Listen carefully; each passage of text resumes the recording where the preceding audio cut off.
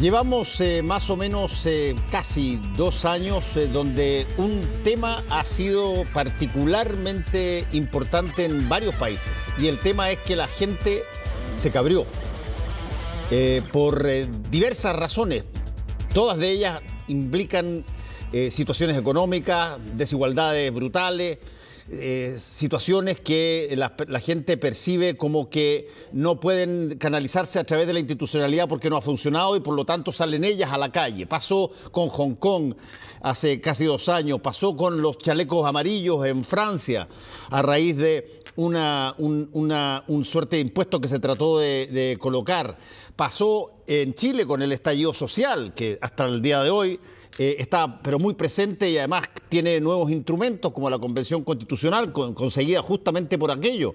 Pasó ahora en Cuba, que como yo les decía ayer, la gran novedad de Cuba no es que la gente esté protestando por el gobierno, porque eso en general hay bastantes cubanos que protestan incluso adentro de la misma Cuba. No, es que salió a las calles una vez en más o menos la misma figura que uno vio en Hong Kong, o vio en Francia, o vio en Chile, en fin. Y ahora pasa una cosa similar en Sudáfrica, pero mucho más violenta, mucho más, yo diría, tensa, y que tiene, y lo vamos a ver ahora con Raúl Sor, ya una cantidad de muertos a 24, 48 horas de también haberse levantado la situación sudafricana, que es por cada una de estas cosas, a veces son por distintas razones, pero todas de alguna manera tienen una manifestación de la ciudadanía muy, muy clara. En algunos casos se canaliza, como lo hizo Chile con la Convención Constitucional, o como lo hicieron en Francia, retirando el proyecto de ley que había presentado el presidente Macron, y en otros casos, bueno, no se resuelve porque las cosas no cambian y hay una situación muy tensa y con mucha pérdida de vida, como es en el caso de Sudáfrica, Raúl. Sí, hasta ahora se sabe de 72 muertes, probablemente la cifra es más alta, en un tremendo estallido social que se ha dado en varias regiones de Sudáfrica. Hay más de 1.200 presos que han sido capturados en medio de saqueos, pero enormes.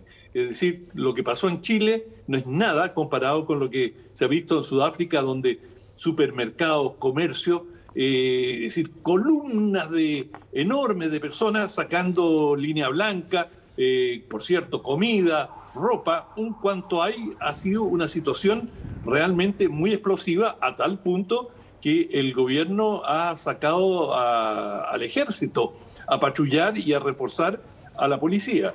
Y lo que precipitó toda esta situación es la detención de Jacob Zuma. Jacob Zuma fue presidente entre el 2009 y 2018 y tiene una larga trayectoria de lucha contra el apartheid, el sistema de discriminación que tenían los blancos contra la población negra mayoritaria, y él estuvo 10 años preso, en gran parte también con Nelson Mandela, y es uno de los líderes más emblemáticos de la lucha contra el apartheid en Sudáfrica. Y además, él tuvo una participación muy grande si tú quieres, él es una persona muy emblemática, porque él es un Zulu, y la mayoría, en la composición étnica de Sudáfrica, la mayoría son Xhosa. Los Xhosa, al cual pertenecía Mandela, son el grupo dominante. Sin embargo, los Zulus son... Nosotros en muchos casos identificamos más a Sudáfrica por los Zulus que por los Xhosa, pero los Xhosa son la mayoría. Bueno, y hubo choques entre los Zulus y los Xhosa durante el apartheid, pero Zuma siempre fue muy leal y era un miembro prominente del Congreso Nacional Africano, que era la organización en que militaban todos aquellos que luchaban contra el apartheid, y especialmente los negros, pero también habían blancos, miembros del ANC. Bueno, el problema es que durante el gobierno de Zuma se generaron una serie de denuncias, más de 700 casos de denuncia por corrupción.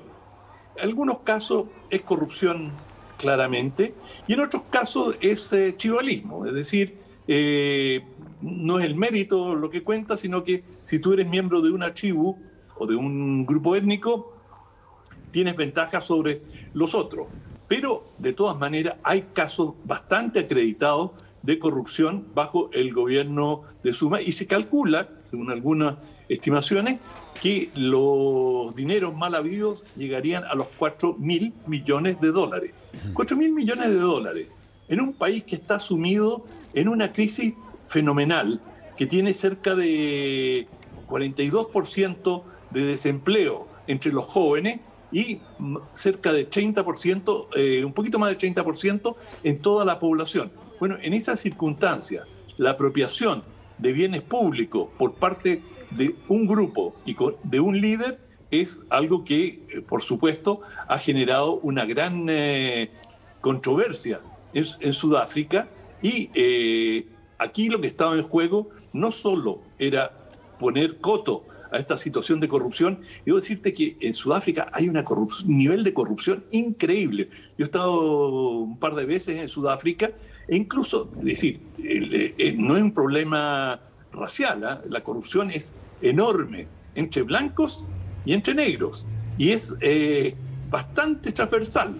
Y la policía sudafricana tiene una reputación de corrupción, de participar con bandas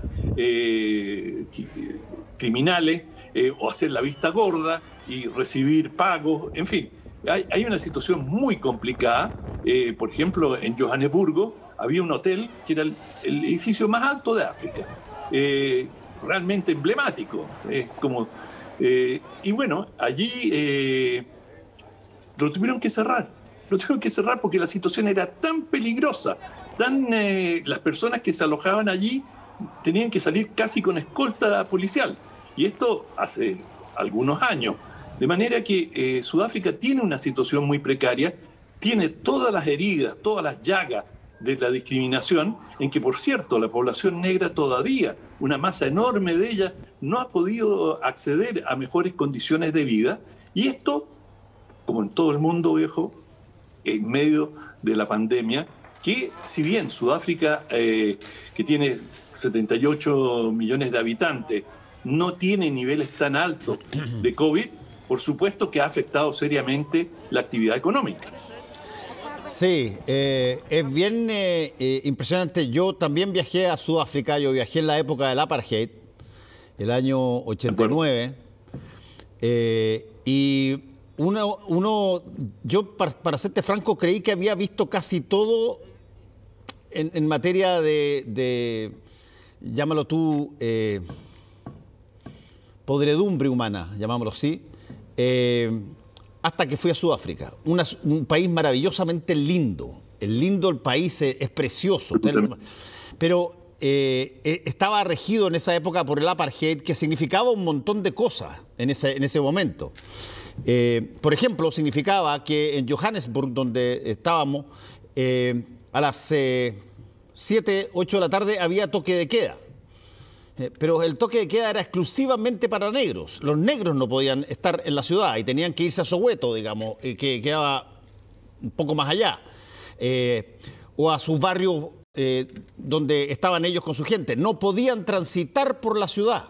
Había toque de queda y tú de repente veías que sonaba una sirenita o te avisaban un poco y era el último tren que había que tomar porque después empezaba el toque de queda. Cosas que son bien impresionantes que pasaban, digamos. No sé qué tanto de esas cosas de resentimiento quedan eventualmente en muchas de estas cosas, pero, por ejemplo, tú ibas caminando por la calle y te encontrabas de frente con una persona de raza negra que venía en sentido contrario. Esa persona podía medir 1,95 m, hacer 10 segundos en 100 metros plano y pesar 120 kilos, y 4 o 5 metros antes que tú bajaba la cabeza y no te podía mirar. Era bien impresionante. Al principio nosotros teníamos un equipo rugby que estaba jugando allá, y nos preguntamos, ¿han visto ustedes qué cosa más rara de que tú te topas con las personas cuando vas caminando y las personas bajan la cabeza? Y hasta que, preguntándole a otras personas sudafricanas allá, nos contaron, mira, que es una cosa que tiende a pasar bastante y que es una señal de que no pueden mirarlo a la misma altura ni pueden estar en condiciones de igualdad, sino que físicamente había un gesto. Bueno, no tengo idea si es que parte de eso, y tú lo has dicho un poco, Raúl, queda todavía. La herida es profundísima. Y además hay problemas extras, digamos, toda la corrupción que tú estás mencionando y no tengo idea cómo es la situación política hoy día en términos gubernamentales. ¿Qué tal es eso? Bueno, el gobierno del Consejo Nacional Africano, que es dirigido por Cyril Ramaphosa, él es un hombre de negocio, que tiene una trayectoria de lucha contra el apartheid, por cierto, pero que es lo que aquí llamaríamos un hombre de clase media acomodada, y él ha iniciado con mucho coraje, hay que decirlo, esta lucha contra la corrupción. Y para él debe ser muy difícil esta situación que está enfrentando con Zuma. Debe ser doloroso llevar a la cárcel. La razón por la que lo han encarcelado es por desacato. A él le dieron un plazo fatal en el que él tenía que comparecer ante tribunales y se entregó al último minuto, pero se negó a comparecer alegando siempre inocencia. Él tiene 78 años, ya es un hombre mayor, y bueno, tiene un seguimiento muy grande. Sudáfrica no ha superado el tema del tribalismo, que es muy fuerte, es decir, los Xhosa trabajan para los Xhosa y los Zulus para los Zulus, y hay otra minoría, de manera que eso sigue vigente. Tienen la estructura, además es muy importante el tema de la edad, es decir, hay un respeto muy grande por los años, por las canas, por así decirlo, y en un reportaje que me tocó hacer allí, estaba haciendo un reportaje sobre el ejército, y los oficiales me decían, mira, uno de los grandes problemas es que un sargento que tiene 50 años, es decir, un capitán de 30 no le va a dar órdenes. Es decir, el tema de edad es la edad la que prima. Y así, tienen una serie de características culturales propias. Pero lo central es que es un país, digamos, aunque es rico como nación, el chancho está muy mal pelado. Hay un nivel de desigualdad y hay un nivel de exclusión de ciertos sectores que, bueno, con la juventud, con ese nivel de desempleo, en cualquier lugar del mundo tendría estallido. Hay niveles de delincuencia muy altos y es una situación complicada. Ahora, una cosa muy importante que se dice de Sudáfrica es que ellos son expertos para llegar al borde del precipicio, pero antes de caer dan un paso atrás y han sabido a lo largo de su historia, incluso bajo el apartheid, recular y no llegar a situaciones sin retorno. Nunca llegaron a una guerra civil, aunque hubo guerrilla y hubo lucha armada contra la minoría blanca, siempre estuvieron dispuestos a negociar, siempre hubo canales a través de los cuales, y pese a las tremendas injusticias que cometió la minoría blanca, bueno, finalmente Nelson Mandela fue el primer presidente de una Sudáfrica igualitaria, sin racismo, pero tremendamente desigual. Es decir, el abismo económico entre negros y blancos sigue siendo, pero monstruoso. Oye, hay otra cosa que es interesante, nosotros que estamos en un proceso de convención constituyente, cuando, por ejemplo, me toca ir a mí allá, no había integración en el deporte, no había integración entre equipos de blancos con negros, digamos. Por ejemplo, nosotros todos los equipos con los que jugamos eran o equipos donde todos eran negros o todos eran blancos. La selección de Sudáfrica, en esa época, uno de los mejores equipos de rugby del mundo, eran solamente blancos. Cuando ganan el 94 el campeonato mundial, o el 92, ya no me acuerdo, tienen un jugador negro en el equipo, Chester Williams, extraordinario. Un win 3/4, velocísimo, potentísimo, Chester Williams, uno. Cuando ganan el año antepasado, de nuevo el campeonato mundial, tenían 16 jugadores negros en la selección. Y además, con el fin de la apartheid y lo demás, hicieron cosas simbólicas que aquí todavía, aparentemente en Chile, no se puede concebir. Por ejemplo, tienen un himno común, un solo himno que fue creado, que es un himno que cantan hoy día blancos y negros. Y cambiaron el himno que era el histórico para incluir y hacer uno que incluyera a toda la mayoritaria, pero que son mucho más los negros que los blancos. Y cantan todos hoy día, tú lo ves, igual que como hacen los Nueva Zelanda, maoríes con descendientes ingleses a la par. Esto a la hora de que de repente se habla de que aquí cuando todavía arqueamos las cejas sobre si que hay o no que darle reconocimiento a los pueblos originarios en la Constitución.